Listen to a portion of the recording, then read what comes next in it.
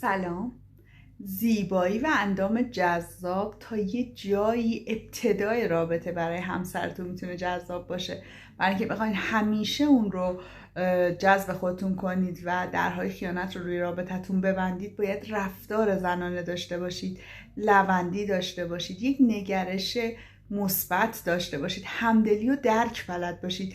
اگر اینها رو بلد باشید، زندگی و رابطتون رو بیمه میکنید. وگرنه اگر فقط صرفاً تمرکزتون روی زیبایی و اندام جذابتونه، متاسفانه باید بگم که نه.